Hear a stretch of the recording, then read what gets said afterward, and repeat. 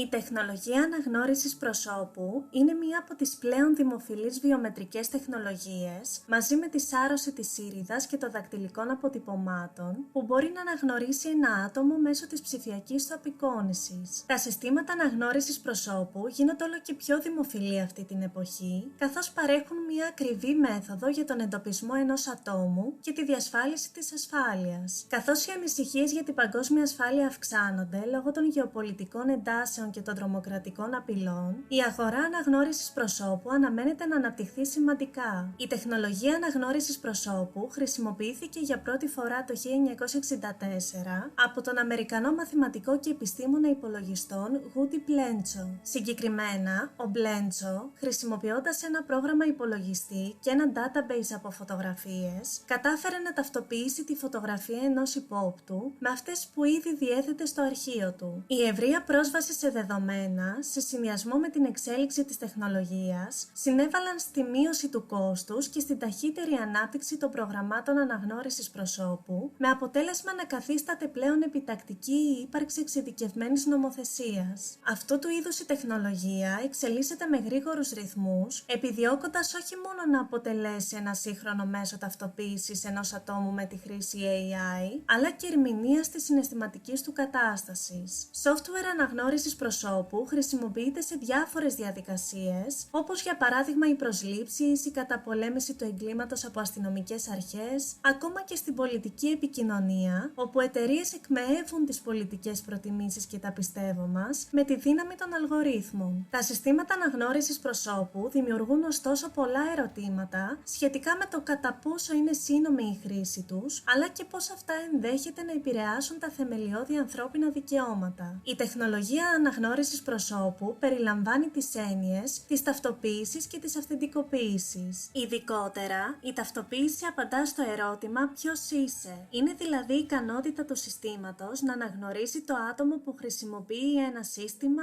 ή μια εφαρμογή. Από την άλλη, η αυθεντικοποίηση απαντά στο «Είσαι όντως αυτός που ισχυρίζεσαι?». Με άλλα λόγια, με την αυθεντικοποίηση, η τεχνολογία αναγνώρισης προσώπου καλείται να επιβεβαιώσει ότι ο χρήστης ενός συστήματος είναι πραγματικά αυτός που αναγνωρίζει το σύστημα. Προκειμένου να εξασφαλιστεί η ορθή λειτουργία της συγκεκριμένης τεχνολογίας, πρέπει να ξεπεραστούν ορισμένες δυσκολίες. Για παράδειγμα, ένα πρόσωπο αποτελείται από πλήθος χαρακτηριστικών. Εκτός από τα πιο προφανή, μάτια, μύτη, στόμα, ένα πρόσωπο αντιπροσωπεύεται από τις αποστάσεις, το σχήμα, τις γωνίες και το βάθος των χαρακτηριστικών. Για να είναι λοιπόν αποτελεσματική η τεχνολογία, χρειάζεται να μπορεί να εντοπίσει όλα τα παραπάνω, αντιλαμβανόμενη τη μοναδικότητα του κάθε ατόμου. Επιπλέον, το σύστημα θα πρέπει να μπορεί να αναγνωρίζει ένα πρόσωπο, ασχέτως των αλλαγών του εξωτερικού περιβάλλοντος. Τέτοιες αλλαγές μπορεί να είναι ο φωτισμός ή η διαφορετική οπτική γωνία με την οποία κοιτάζει το αναγνωριζόμενο άτομο. Η τεχνολογία αναγνώρισης προσώπου είναι αναμφίβολα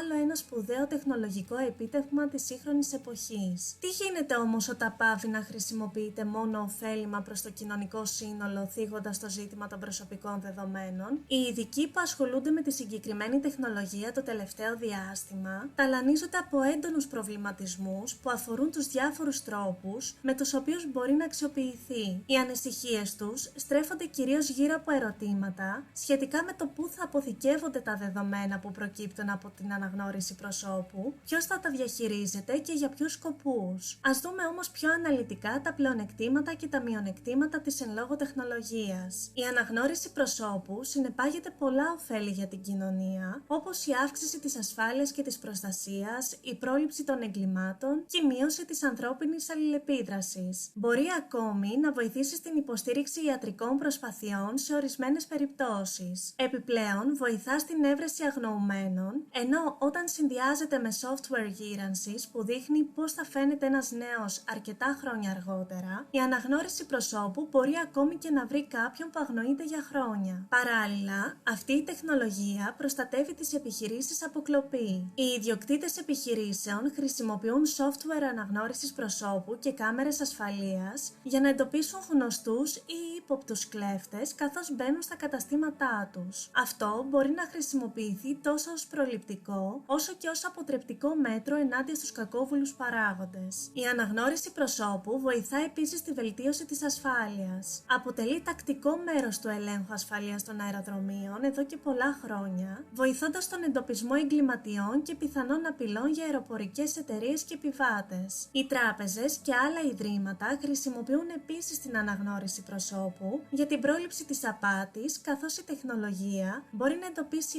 άτομα που είχαν προηγουμένως κατηγορηθεί για εγκλήματα και να ειδοποιήσουν το ίδρυμα. Η συγκεκριμένη τεχνολογία μειώνει ακόμη τον αριθμό των σημείων επαφής. Δεν απαιτεί φυσική επαφή ή άμεση ανθρώπινη αλληλεπίδραση. Ανταυτού χρησιμοποιεί AI για να την καταστήσει μια αυτόματη και απρόσκοπτη διαδικασία. Περιορίζει επίσης τα σημεία επαφής κατά το ξεκλείδωμα θυρών και smartphone, τη λήψη μετρητών από ATM ή την εκτέλεση οποιασδήποτε άλλης εργασίας που απαιτεί γενικά PIN, κωδικό πρόσβασης ή κλειδί. Ένα ακόμα σημαντικό πλεονέκτημα είναι ότι καθιστά πιο αποτελεσματικές τις αγορές. Η ευκολία της αναγνώρισης προσώπου εκτείνεται πέρα από την ασφάλεια. Αντί να πραγματοποιείται αγορές σε καταστήματα με μετρητά ή πιστωτικές κάρτες, η τεχνολογία μπορεί να αναγνωρίσει το πρόσωπό σας και να χρεώσει τα προϊόντα που αγοράζετε στο λογαριασμό σας. Ταυτόχρονα βελτιώνει την οργάνωση φωτογραφιών. Μπορεί δηλαδή να προσθέσει ετικέτες σε φωτογραφίες στο χώρο αποθήκευσης cloud μέσω της Apple ή της Google. Αυτό διευκολύνει την οργάνωση, την έβρεση και την κοινή χρήση των φωτογραφιών σας. Ένα ακόμα προτέρημα αυτής της τεχνολογίας είναι ότι βελτιώνει την ιατρική περίθαλψη. Ειδικότερα, μπορεί να ανιχνεύσει γενετικές διαταραχές. Με την εξέταση των λεπτών χαρακτηριστικών του προσώπου, το software αναγνώρισης προσώπου μπορεί σε ορισμένες περιπτώσεις να καθορίσει πώς κάποιες γενετικές μεταλλάξεις προκάλεσαν ένα συγκεκριμένο σύνδρομο. Όπως συμβαίνει με οποιαδήποτε τεχνολογία, υπάρχουν πιθανά μειονεκτήματα στη χρήση της αναγνώρισης προσώπου, όπως απειλές για την ιδιωτικότητα, παραβιάσεις δικαιωμάτων και προσωπικών ελευθεριών, ενδεχόμενη κλοπή δεδομένων και άλλα εγκλήματα. Υπάρχει επίσης ο κίνδυνος σφαλμάτων λόγω ελαττωμάτων στην τεχνολογία. Όπως αναφέραμε, η αναγνώριση προσώπου απειλεί το ατομικό και κοινωνικό απόρριτο. Πρόκειται για ένα πολύ σημαντικό μειονέκτημα, δεδομένου ότι δεν αρέσει στους ανθρώπους να καταγράφονται και να αποθηκεύονται τα πρόσωπά τους σε ένα database για άγνωστη μελλοντική χρήση. Αξίζει να σημειώσουμε ότι ορισμένες πόλεις όπως το Σαν Φρανσίσκο, η Καλιφόρνια και το Cambridge της Μασαχουσέτης έχουν απαγορεύσει τη χρήση της επιτήρησης αναγνώρισης προσώπου σε πραγματικό χρόνο από τις αρχές επιβολής του νόμου. Επιπλέον, η τεχνολογία επιβάλλεται στην προσωπική ελευθερία, ενώ παραβιάζει τα προσωπικά δικαιώματα. Χώρες με περιορισμένες προσωπικές ελευθερίες, όπως η Κίνα, τα Ηνωμένα Αραβικά Εμιράτα, η Βόρεια Κορέα, το Ιράν και το Ιράκ, συνήθως χρησιμοποιούν την αναγνώριση προσώπου για να κατασκοπεύσουν πολίτες και να συλλάβουν εκείνους που θεωρούνται ταραχοποιοί. Υπάρχει επίσης ανησυχία για την αποθήκευση δεδομένων αναγνώρισης προσώπου, καθώς αυτά τα databases ενδέχεται να παραβιαστούν. Επιπλέον, κακόβουλοι παράγοντες μπορούν να χρησιμοποιήσουν την τεχνολογία αναγνώρισης προσώπου για να διαπράξουν εγκλήματα εναντίον αθώων ανθρώπων. Μπορούν επίσης να συλλέξουν προσωπικά στοιχεία ατόμων για να διαπράξουν απάτη ταυτότητας. Με αυτές τις πληροφορίες, ένας κλέφτης θα μπορούσε να ανοίξει τραπεζικούς λογαριασμούς στο όνομα του θύματος, να δημιουργήσει ποινικό μητρό χρησιμοποιώντας την ταυτότητα του θύματος και πολλά ακόμη. Γενικότερα, η αναγνώριση προσώπου είναι μια ατελής τεχνολογία. Για παράδειγμα, είναι λιγότερο αποτελεσματική στον εντοπισμό γυναικών και έγχρωμων ατόμων από ό,τι στους λευκούς άντρες. Η τεχνολογία εξαρτάται από αλγορίθμους για την αντιστοίχηση προσώπου. Αυτοί οι αλγόριθμοι είναι πιο ισχυροί για τους λευκούς άντρες από άλλες ομάδες, επειδή τα databases περιέχουν περισσότερα δεδομένα για τους λευκούς άντρες από ό,τι για τις γυναίκες και τους έγχρωμους. Αυτό δημιουργεί ακούσεις προκαταλήψεις στους αλγορίθμους. Ένα ακόμη σημαντικό αρνητικό είναι ότι το software αναγνώρισης προσώπου θα μπορούσε να αναγνωρίσει εσφαλμένα κάποιον ως εγκληματία με αποτέλεσμα τη σύλληψή του. Παράλληλα, αυξάνει τις πιθανότητες να κατηγορηθούν συγκεκριμένες ομάδες ανθρώπων λόγω φιλετικών ή άλλων χαρακτηριστικών. Δεν πρέπει επίσης να ξεχνάμε ότι η τεχνολογία μπορεί να ξεγελαστεί. Ανάμεσα στους παράγοντες που μπορούν να επηρεάσουν την ικανότητα της τεχνολογίας να αναγνωρίζει τα πρόσωπα των ανθρώπων είναι οι γωνίες κάμερας, τα επίπεδα φωτισμού και η ποιότητα μιας εικόνας ή ενός βίντεο. Παράλληλα, άτομα που μεταμφιέζονται ή αλλάζουν ελαφρώς την εμφάνισή τους μπορούν επίσης να ξεγελάσουν την τεχνολογία. Καθώς η αναγνώριση προσώπου βελτιώνεται, οι προκλήσεις που συνεπάγεται αυτή πιθανώς να μειωθούν. αναπτυχθούν. Προς το παρόν όμως, οι ανεπάρκειες της τεχνολογίας και η εξάρτηση των ανθρώπων από αυτή υποδηλώνουν ότι η αναγνώριση προσώπου έχει περιθώρια ανάπτυξης και βελτίωσης.